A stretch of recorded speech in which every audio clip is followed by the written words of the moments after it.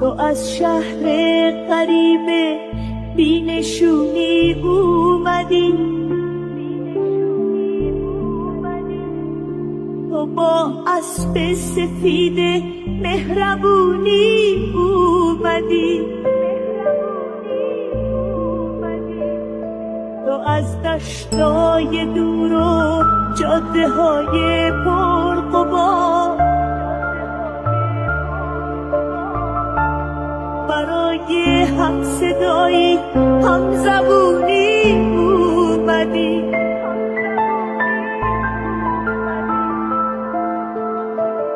تو از راه میرسی پر